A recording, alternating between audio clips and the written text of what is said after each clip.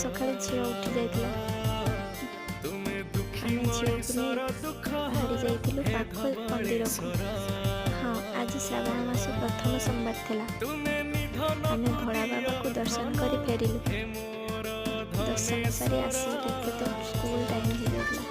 सागे संग बाहरी पड़लु आम काम ओ डाकलू ओ हटे जियोई हटो हटो एक दुई डाकलू मनी एक दुई तीन चार पाँच छह सात आठ नौ 10 11 12 13 14 15